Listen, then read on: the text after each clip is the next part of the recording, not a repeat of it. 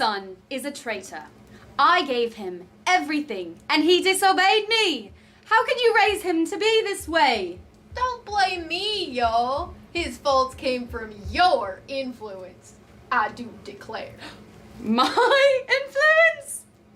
How? I did not raise him. But you used to take him on those little trips, hunting and whatnot. You conditioned him for evil, surely. I was merely showing kindness to your son. I was worried about him, having a father such as you. The poor boy never had a chance. And what about you not even having a son? What makes you think you could be a better father than me when you're childless? I have daughters. Well, that doesn't matter. We've gone off topic. This is about your son and how he's a nuisance. Yes, he is. Don't agree with me. Men, we're almost to court. You must be calm or we'll be thrown out. Don't criticize me, woman. Leave him alone, dear. If they are thrown out, they are thrown out. Let us not worry. You never worry. That's the problem. I worry about being worried. That's just stupid. Don't call me stupid. Quiet, women. Don't talk to my wife that way. Perhaps I can understand how the boy became confused amidst all this. Yes, it is quite confusing. Sometimes I myself forget which one I'm married to. It's quite easy. So sorry to interrupt, but the trial is about to start. We must hurry if we are to be on time.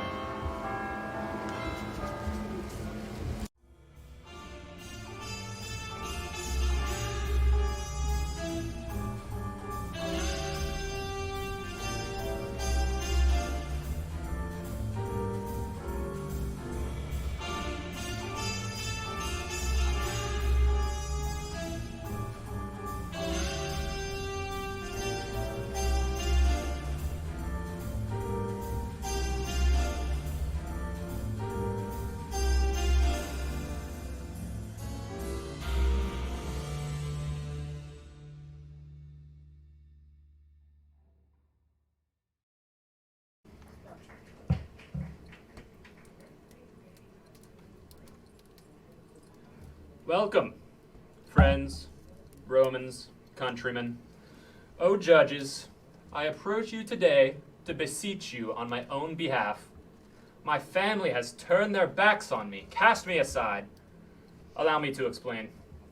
My father and uncle have long been at odds. Long ago, my own birth father ordered me to commit a heinous act of cruelty, turn away from my own uncle in his time of dire need. And what do I get for extending the same kindness the very gods themselves would have? I get scorned and ousted from my own family. Allow me to paint you a picture, dear judges. Years ago, I saw my uncle barely standing, covered in dirt and grime. He had grown thin from malnourishment and was completely and utterly destitute. Would you yourselves have not taken pity on such a man, especially knowing that man was your own uncle? So yes, I gave him food, and I gave him water. I sought to restore him, body and spirit, and my father rewarded my kindness by ousting me from the family and disowning me. Oh, what a good son. He's not bad. Then my uncle took me in. He appreciated my gesture and adopted me, never once forgetting the fact that I helped him. All was well again until more recently, when my birth father befell a similar fate my uncle once did. My birth father was starving and scared, like a caged, hungry animal. And of course I helped him. He raised me. Not only that, but he raised me to be kind and generous. So I showed generosity to my father, and my adoptive father branded me a traitor once again. That's a lot of betrayal, Cicero. What cruelty. Oh, quit it. Grow up. Gotta get you a wet wipe. When my father decreed me an enemy of the family, my uncle turned in, eventually becoming like another father to me. And when my biological father needed help, I helped him. Once again, I was shunned for my kindness and viewed as a pariah.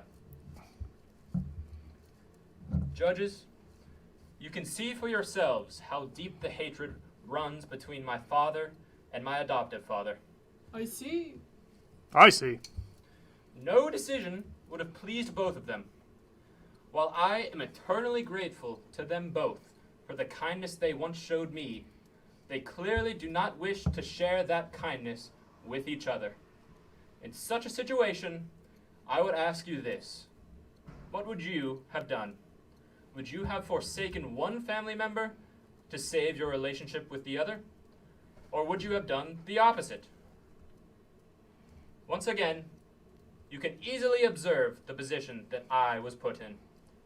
I ask you to take pity on me, O wise judges, and not condemn me for my apparent disloyalty, but commend me for my loyalty and kindness to both my birth father and my adoptive father. Twice I have done my best to help a family member, and twice I have been punished for it.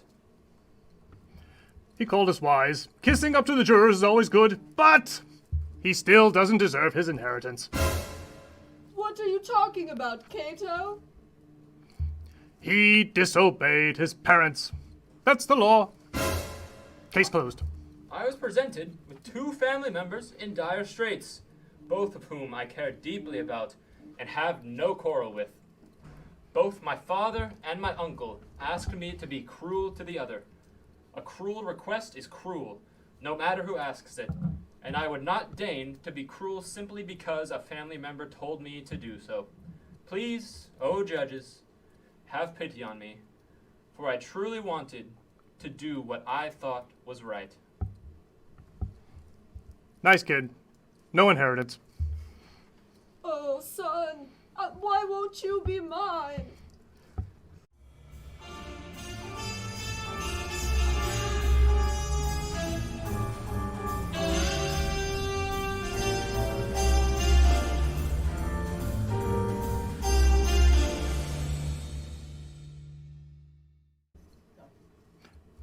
Cicero, here comes the uncle and the father with their wives. But I think they've swapped wives. Oh, Cato, pay attention. Anyway, I do not deny the prosecution's claim that children should respect their parents. After all, the law clearly outlines a child's obligation to repay the debt incurred in their youth. We are in agreement also that charity is commendable and the duty of all good citizens. My fathers both raised me to be kind and just to the downtrodden. Charity to strangers is commendable, yes, but when a family member is in need, men are obligated to shoulder the burden with their family. We can agree on these things, but the application of this charity is the central issue in this case. When charity and filial obligations intersect, what is a young man to do? When the person in need is my uncle, are both charity and obligations invoked? When the one in need is my biological father, the one who gave me life, should not any order to deny my father help must go unheeded? I was threatened with disinheritance each time my family came to me in need, and both times I was denied wealth to serve my family. Strong boy. Pipe down, Cicero. This is the good part. In this light, my actions are irrefutably righteous.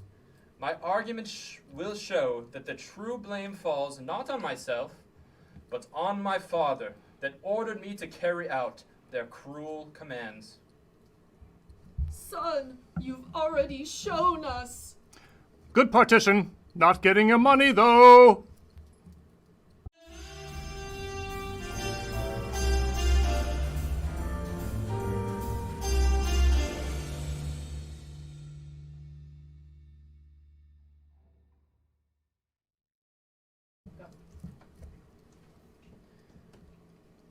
Just imagine you are a young person whose parents have taught you well in the ways of ethics and morality, but your father, the very man who made you the person that you are, is turned to wickedness through hate. He dislikes a neighbor for no important reason and demands that you kill the neighbor, something which would both be immoral and unlawful. Should you commit such a heinous act simply out of respect for your father? No. Exactly. Let me propose another situation. Suppose you are a rich man, and one day, during a large feast at your residence, you see a local beggar outside. The man is clearly ill and weak and will surely die without your help. You, meanwhile, have prepared so much food that your guests could not possibly eat it all. Are you morally obligated to offer the dying man some food? Perhaps not. Absolutely. The gods! They would look down upon us if we did not. A scrap of bread at least. Would it be morally good? Of course, I would say so. Consider now my situation. I saw my own uncle, my flesh and blood, a man I truly cared for, starving and suffering. My father asked me not to help, for they were in a feud. Was that request not cruel? Cruelest. In any other circumstance, would you not have rebuked me for letting my relative die before my very eyes when I had the means to help him? My father's request was emotionless and unkind. If we decide that I should have followed this request, what other requests must I be obligated to follow? Would I be obligated to kill my neighbor should my father wish it? Absolutely not. Unless your neighbor was one of the Catalan conspirators. My father and uncle have let their hate blind them and have thrust me into the middle of their feud. I love them both, and I want to help them both. I want to be a good, upright man who gives freely when he is able. There is nothing morally wrong with generosity. So how can you rule against me in this court? Hate poisoned my father's relationship with his brother, yet I cannot let hate poison me. I do not hate my father, even though he disowned me and threw me from his house. I do not hate my uncle, though he has done the same. Is love a crime? My father and his brother brought me to this place of desperation, for they could not see past their petty squabbles, even when their stubbornness could have robbed a man of his life. If you are looking for disrespect in this case, look to them, not me. Do not let hate be a lawmaker in this court. Rather, let love decide what is to be done. I will not hate my father if I never receive my inheritance, nor my uncle. But as a man who has two fathers, I am devastated to now have none. Help me show my father that his way is not correct. Help me teach my uncle to be merciful. Ruling with them is ruling with hate, and that cannot be allowed. Cato, we must help him! You know, Cicero, love should trump hate.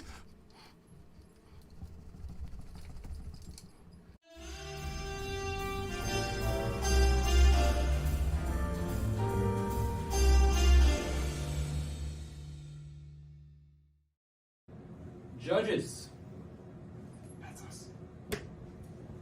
you have kindly and patiently listened to me plead my case. You have witnessed firsthand the bitterness between my father and adoptive father with their endless bickering. In condemning me for my deeds, you assume that my father and adoptive father have every right, no matter what, to determine my actions. Do you suppose that I actively worked against my own family by disobeying my father, then my uncle, both times done so in order to help the other? While I recognize and understand that my fathers do, customarily, reserve the right to govern their families, however, I declare this right to not be absolute. What if my father ordered me to kill my mother? What if my father or uncle ordered me to commit treason against Rome herself. Like Catiline? My father cannot order me to do such abhorrent things. The first action would harm my family far more than feeding an uncle or father ever would. And the second action would completely undermine the integrity and power of Rome. You would be an enemy of the state! Pipe down, Cicero. What if he forbade me from weeping at my mother's funeral? My father cannot forbid me from doing things that are ungovernable. Not only can some actions pose a clear danger to society, other actions cannot be controlled by oneself at all. As such a ridiculous request illustrates, grief and pity are unruly emotions that cannot be quelled by reason or authority, especially in the mind of a child, such as myself. I was completely overcome by such emotions when I saw my distressed uncle, and again when I saw my destitute father. I had no choice to do anything but what my emotions told me I must do, and I helped my loved ones, for they needed assistance and I was able to provide it. I was not acting with any malice or malintent, but rather with a sense of kindness, devotion, and generosity. I hereby denounce the claim that a father, biologically or adopted, has complete and absolute power over my actions. You're wrong, Cato. You see, you're wrong. That kid is just too emotional. He needs to get over it and follow the law.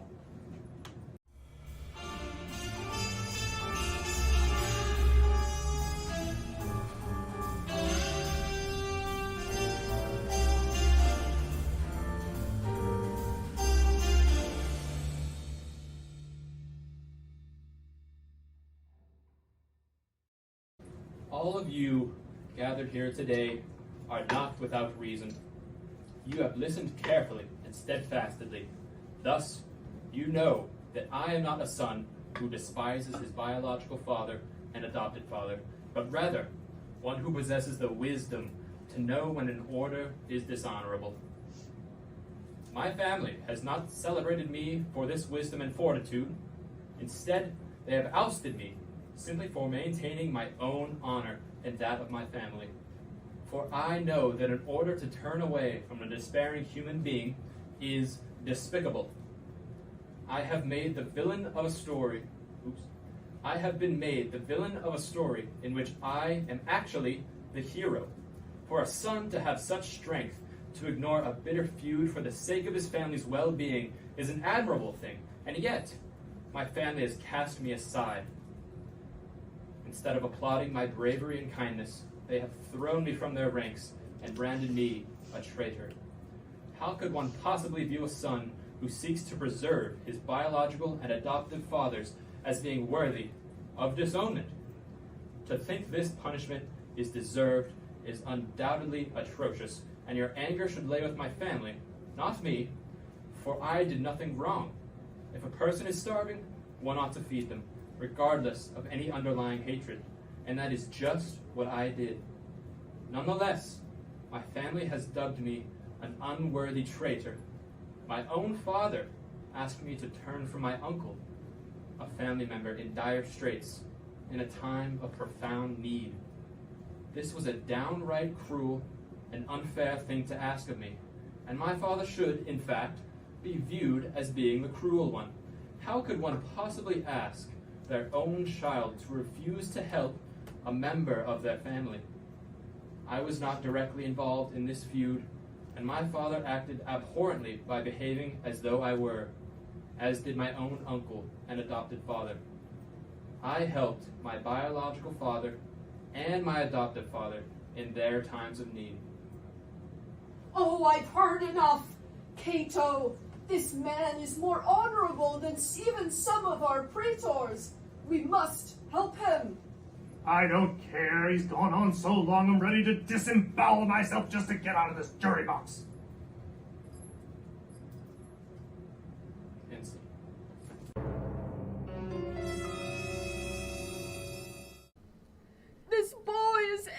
innocent. Give him his inheritance. It's only fair, for he is a good boy.